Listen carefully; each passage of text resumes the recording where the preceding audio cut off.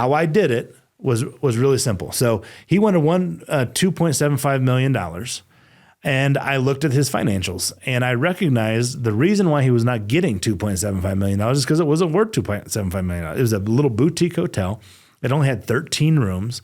His revenue was not where it needed to be, and his net was definitely not where it was going to be. Anyone who would be trying to buy this at $2.75 million would be basically getting a 2 or 3% cap rate. And at the time, 2012, that was terrible.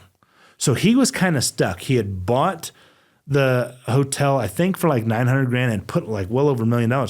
He put a lot of money into it, and he's just trying to get his money back out. But at that price, he couldn't. And so he was stuck. Part of the reason why he's stuck was he didn't understand.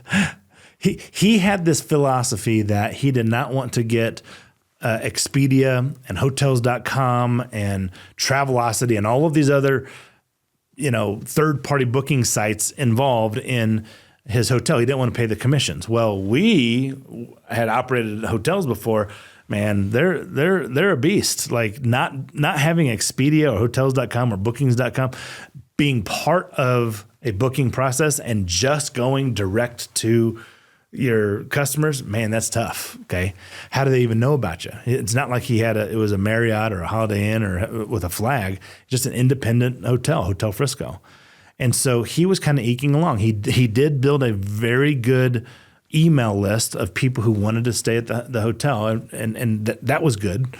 But basically he's waiting on people he didn't even have how they have on the highways, they have the stop here, like the signs on the exit ramp that say, food and lodging and whatever. He didn't even have his sign there. Like he literally went off of his email address, like his email list, people who had stayed there before, and he just emailed them, right? Or they literally drove down the street and said, let's go in there. So he had a revenue problem. The solution to the revenue problem we knew would work. In fact, we conservatively modeled that out to say, hey, if we just put this thing on Expedia, we're going to get, a good sized bump, way more than what their commission is.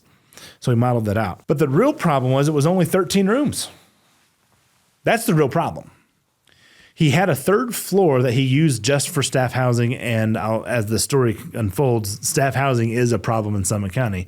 So his solution was, I'm going to put my staff there who helped me with the other short-term rental stuff and the hotel, and that's going to solve my problem. Well, that didn't really solve his problem because he wasn't making enough on the hotel to be able to afford the hotel. But he bought it and put all this money in. So that's the backstory with his thinking and scenario. I came in with a plan to convert that third floor from 12 rooms, to the hotel from 13 rooms to 17 rooms by converting the staff housing into real housing, right? I have a construction background, being able to rehab all these houses by then. And so I convinced him, hey, I'm going to come in and I'm going to put in a bunch of money into your property.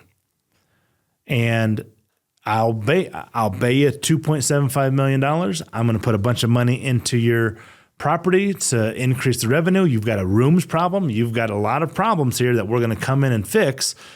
I'd like to own the house. And he said, no, the hotel. He said, no, I don't want to do that. I said, well, what if we did a lease with an option?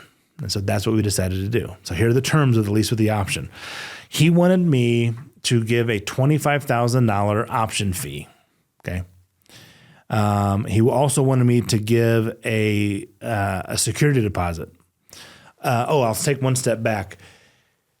I was so confident in my ability to turn a profit on this house or on this hotel based on his ability to operate it. He was, his revenue per month was averaging $17,500 a month. And so I came in and I said, listen, I'll keep your revenue the same. You're not going to have any expenses. And my rent will be that amount, $17,500. What did he have to lose? He doesn't have anything to lose. He's able to make the same amount of money, actually more, because he doesn't have any expenses off of it. He was also running the front desk and doing some owner-occupied type stuff. And I said, so We agreed that my rent would be $17,500 a month. He wanted a security deposit for $17,500 a month. $17,500. He also wanted a $25,000 option fee for me to have the option, the right to purchase the property at $2,750,000. So for $25,000, he now gave me the right to do that. That's a big key. Hey, thanks for watching. I've got free tickets for an upcoming event. So follow this QR code, click this link, and get your free tickets now.